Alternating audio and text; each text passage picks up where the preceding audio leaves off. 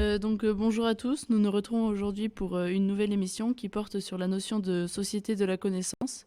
Dans un premier temps, je donnerai la parole à Angie qui nous présentera les titres de l'actualité. Ensuite, Brice nous fera la programmation musicale. Et enfin, Eva nous fera la chronique. Bonjour Angie, je vous donne la parole. Bonjour, alors en ce qui concerne les titres de l'actualité, nous aurons dans un premier temps les talibans qui ordonnent la fermeture des écoles secondaires aux filles. C'est donc une nouvelle glaçante, quelques heures seulement après avoir annoncé la réouverture des collèges et lycées. Pour les filles, les talibans ont finalement prié le même jour les élèves de rentrer chez elles. Chaque enfant mérite d'aller à l'école, mais plusieurs décennies de conflits ont rendu ce droit quasiment inaccessible dans certaines régions d'Afghanistan. En Afghanistan, plus de la moitié de la population adulte est illettrée. L'éducation est la pierre angulaire du plan de l'Afghanistan pour le développement et la croissance économique. Ensuite, nous aurons l'ONU qui dénonce la décision des talibans de prolonger l'interdiction de la scolarisation des filles. Les Nations Unies ont regretté mercredi l'espoir brisé des filles à nouveau privées d'école après la décision des talibans d'ordonner la fermeture des collèges et lycées pour les filles en Afghanistan quelques heures seulement après leur réouverture. Des dizaines de milliers de filles afghanes doivent retourner ce mercredi dans les collèges et lycées. Au dernier moment, elles ont été empêchées d'y entrer. À la suite de cette volte-face, le secrétaire général de l'ONU et la mission des Nations Unies en Afghanistan ont déploré l'annonce faite aujourd'hui par les talibans de prolonger leur interdiction. De son côté, le Fonds des Nations Unies pour l'enfance a fait part de sa profonde inquiétude aux talibans et a souligné l'urgence d'ouvrir des écoles pour tous les enfants. Et enfin, nous aurons aussi les MOOC, enseigner le français langue étrangère aujourd'hui. Le Centre d'approche vivante des langues et des médias, son acronyme est CAVILAM, alias française, avec le soutien de l'Institut français, de l'Organisation internationale de la francophonie, propose donc le premier MOOC certifiant enseigner le français langue étrangère aujourd'hui, consacré au principe de base de l'enseignement du français langue étrangère. Merci beaucoup Angie pour cette intervention très pertinente. Donc maintenant, Brice va nous faire une intervention, une programmation musicale. Bonjour Brice. Alors bonjour, donc aujourd'hui j'ai choisi de présenter un titre de Orelsan nommé Suicide social, dans lequel il dépeint la société actuelle et les mœurs rencontrées. Donc il donne beaucoup d'exemples avec des mots très crus pour montrer à quel point nous sommes dirigés par la connaissance et la poussée du savoir. Donc je trouvais ça intéressant de vous la faire écouter.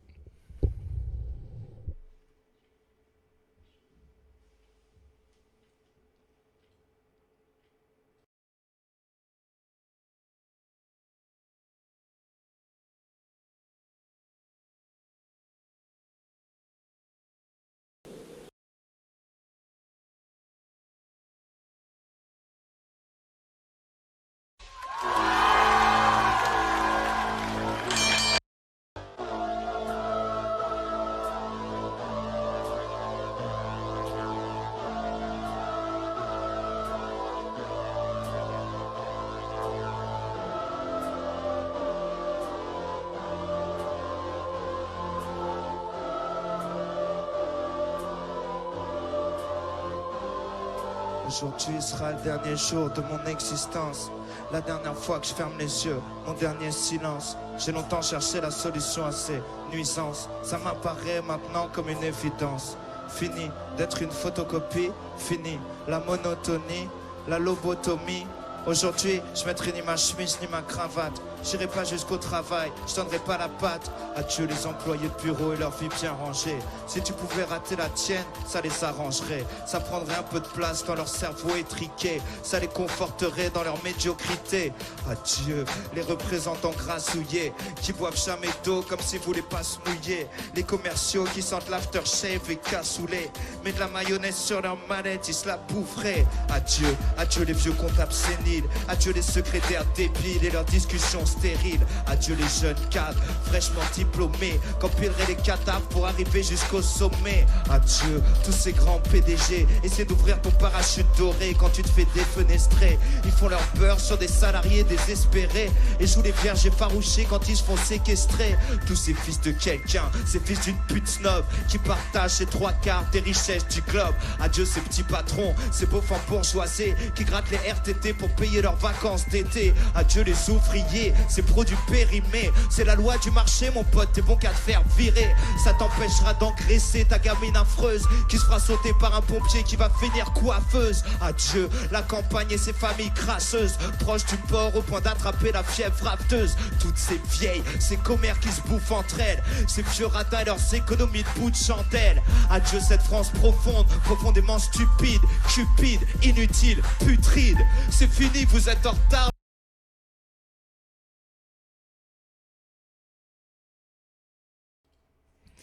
Donc, comme nous le voyons dans ce titre d'Orelsan, plusieurs fois il cite des passages avec des métiers bien précis, notamment le métier de cadre et d'employé, qui est très banal.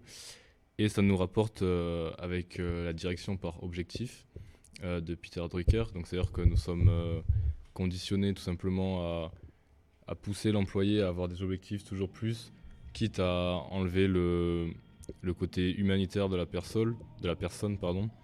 Et les gens ne sont plus considérés comme des hommes, mais comme un capital humain. Donc on cherche tout de suite à pousser les gens à se surpasser, à avoir des objectifs, tout en leur faisant perdre leur humanité. Et Orelsan le rapporte bien avec ses textes, car on est tout de suite classé dans une catégorie de la société, et on n'a pas d'autre choix que d'y adhérer. D'accord, merci beaucoup Brice pour cette participation à l'émission. On va finir avec Eva qui va nous faire sa chronique. Bonjour Eva. Bonjour, merci beaucoup. Donc, chaque fois que vous voyez une entreprise qui réussit, dites-vous que c'est parce qu'un jour, quelqu'un a pris une décision courageuse. Cette citation de Peter Drucker fait écho à la notion de société de la connaissance. La société de la connaissance est une théorie définie en 1969 par Peter Drucker, selon laquelle les technologies de l'information et de la communication diffusent largement les savoirs, favorisant la créativité, l'innovation et la connaissance, ainsi que le développement économique. Transposée dans le domaine scolaire, cette notion a donné lieu à une profonde transformation de l'éducation. Nous nous demanderons comment l'ère de la société de la connaissance a-t-elle affecté le système éducatif. Pour répondre à cette question, nous verrons d'abord qu'est-ce que la société de la connaissance et quels changements a-t-elle apporté dans le domaine de l'éducation. Donc, selon Peter Drucker, on a assisté à une réelle transition durant le XXe siècle. On est passé d'une ère industrielle, donc, qui est basée sur les ressources et la terre à proprement parler, à une ère de la connaissance, donc basée sur les nouvelles technologies, NTCI, donc nouvelles technologies de la communication et de l'information, qui ont donc permis le développement de flux exponentiels d'informations accessibles à tous. Donc ça, c'est le point de vue de Peter Drucker, c'est-à-dire que c'est plus ou moins utopique, parce qu'on sait que le flux d'informations n'est pas forcément également réparti dans le monde. Et donc ce flux exponentiel a permis le développement d'une démocratisation de la connaissance. Donc la connaissance est un facteur déterminant de l'économie et du développement, notamment grâce aux innovations. L'innovation systématique requiert la volonté de considérer le changement comme une opportunité. C'est une citation extraite du livre qu'a écrit Peter Drucker, The Age of Discontinuity. Également, le rôle des salariés change. Le taylorisme et le fordisme ne sont plus privilégiés. C'est-à-dire qu'on va valoriser le savoir-être, le savoir-vivre et les compétences de l'individu. Pour finir, Peter Drucker est le fondateur du management moderne. Il a amené la notion de DPO, direction par objectif, c'est-à-dire que c'est la mise en place de fixation d'objectifs quantitatifs et qualitatifs à atteindre. Maintenant, nous allons voir le rapport de la société de la connaissance avec l'éducation. Donc, l'enseignement est de plus en plus en adéquation avec les thèses de la société de la connaissance. En effet, on a observé une réelle réorganisation des établissements avec la mise en place de contrats d'objectifs marqués par des évaluations à l'entrée du collège et à l'entrée du lycée, mais également à l'entrée de la primaire. Donc ces évaluations mettent en place un réel benchmarking, c'est-à-dire un étalonnage qui a pour but de mesurer les niveaux de performance. Comme les salariés, on raisonne maintenant en termes de compétences et de savoir-être des élèves. On peut voir ça notamment dans les bulletins, où le comportement des élèves y est mentionné et valorisé ou non, au détriment parfois du savoir pur. Le bon côté de ces changements, c'est qu'il apporte une adaptation des élèves à leur future vie active et également à l'enseignement supérieur. Néanmoins, on observe un risque, c'est-à-dire le risque de voir passer au second plan l'approfondissement des enseignements et des apprentissages, du développement de la réflexion personnelle et de l'esprit critique. Également, on va voir que les écoles mettent en place un formatage des élèves, c'est-à-dire que les parcours vont être individualisés et, afin de répondre le plus possible aux exigences du monde du travail. Car l'individu donc est devenu capital humain, le but est de cultiver ses talents, ses expériences et de multiplier ses engagements. Finalement, certaines thèses de la société de la connaissance s'appliquent aux institutions éducatives. On peut voir l'aspect positif de ces changements. Les compétences, le savoir-faire et le savoir-être sont valorisés. On inclut également le comportement des élèves dans les bulletins. De plus, le parcours des élèves sont de plus en plus individualisés afin de construire le profil le plus vendeur, leur permettant d'être plus adaptés aux enjeux de la vie active. Néanmoins, on peut voir l'aspect négatif de ces changements, impliquant une nouvelle organisation au sein des établissements scolaires en passant par un principe de benchmarking des élèves et le savoir pur se voit parfois délaissé. Merci beaucoup Eva. À l'heure où on a le classement des établissements selon leurs différents indicateurs, c'est intéressant d'avoir votre approche très balancée et cette mise en relation de la société de la connaissance avec le monde de l'éducation. Eva, est-ce que vous pouvez me rappeler quel est votre projet d'études ?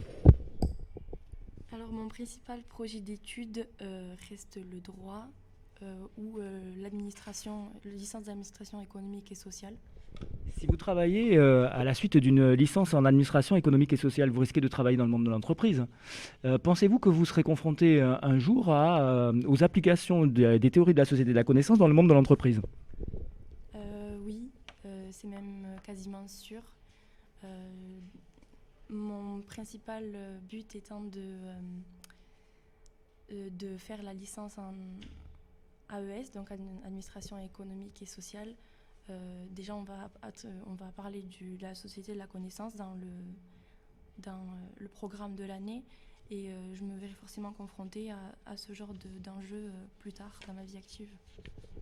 Ok. Par exemple, sur les notions de gestion de ressources humaines, à l'issue de votre parcours, vous pouvez très bien travailler dans le domaine de la gestion des ressources humaines et on met en application certains aspects de cette théorie dans la gestion de ressources humaines. Je cède la parole et je dis un grand merci à Eva qui a fait un travail très, très intéressant et très personnel. Et donc, je passe la parole à Léna. Merci beaucoup pour toutes vos participations à l'émission et merci de nous avoir écoutés. On se retrouve la semaine prochaine pour une nouvelle émission. Merci beaucoup Léna pour cette animation spontanée.